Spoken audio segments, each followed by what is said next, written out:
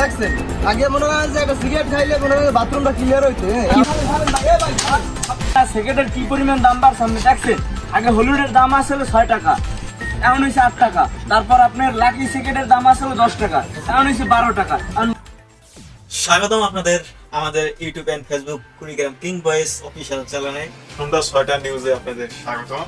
আমি জাহাঙ্গীর আলম আপনাদের সামনে উপস্থিত।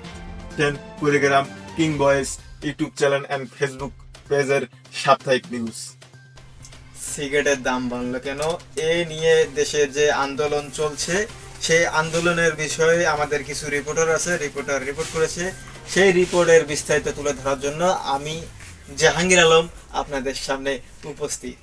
খুলনায় কিছু সিগারেট নিয়ে আন্দোলন করতেছে, তার বিস্তারিত আমাদের রিপোর্টার ওখানে উপস্থিত রয়েছে, তা তুলে ধরা হলো আপনাদের। আমাদের রিপোর্টার মোহাম্মদ ইবলিস খান এখন লাইভে আছে, আপনাদের সঙ্গে যোগাযোগ করতেছে। ইবলিস খান, আপনি কি লাইনে আছেন? ইবলিস খান, নেটওয়ার্ক জড়িত প্রবলেমে একটু দেরি করে আসতেছে, একটু দাঁড়া। লাইনে আছে, আমরা লাইনে পেয়ে গেছি।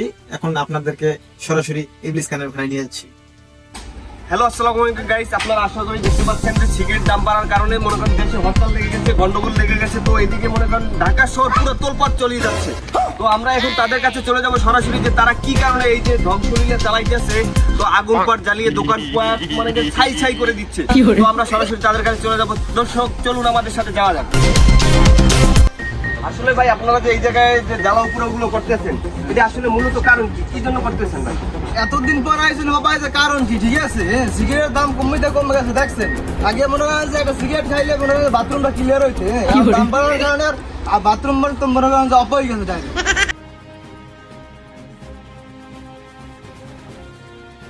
এখানে আমাদের কাছে আরেকটি রিপোর্ট আছে যে সিগারেটের অতিরিক্ত দাম বাড়ার কারণে সে 3 দিন থেকে হাঁটতে পারে না।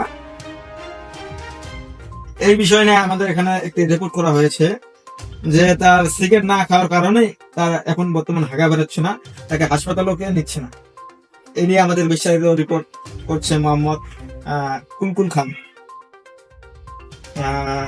কুলকুল খান, আমরা সরাসরি আপনাকে কুলকুল খানের ওখানে নিয়ে যাচ্ছি।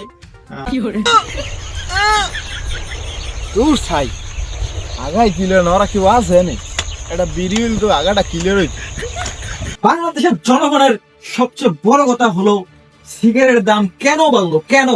আমরা কি শান্তি মতন খেতে পারবো না? তাদের কাছে তাদের একটাই প্রশ্ন যে সিগারেটের দাম কেন বাড়লো? শাকের দাম বাড়ুক, তরকারির দাম বাড়ুক, চালের দাম বাড়ুক, ডালের দাম বাড়ুক, এমনকি গরুর মাংসের দাম বাড়ুক, তাদের প্রশ্ন সিগারেটের দাম কেন বাড়লো? এখন কি তারা ফাঁসি দিয়ে মরবে? তাদের যে হাগু হচ্ছে না 3 দিন ধরে, এ কি সরকার দেখে না? কেন সিগারেটের দাম বাড়লো? জনগণের বর্তমান দাবিটাই এটা যে সিগারেটের দাম কম হোক, কম হোক, কম হোক, ডার্বির দাম কম হোক, কম হোক, কম হোক। এখানে আমার সামনে আরেকটি রিপোর্ট এসেছে এখন, যে কুড়িগ্রাম ভাটা সমিতির কিছু শ্রমিকরা এরা আন্দোলন করতেছে যে ডার্বি সিগারেটের দাম কেন বাড়লো। তাদের 3 দিন থেকে হাগু হচ্ছে না, তাই তারা মিছিল শুরু করেছে।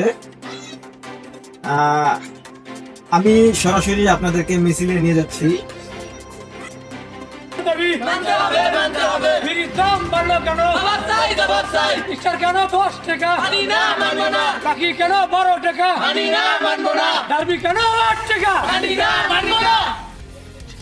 এই ছিল আমাদের এই সপ্তাহের কিছু নিউজ। তো 25 টাকার জন্য অবশ্যই ধন্যবাদ।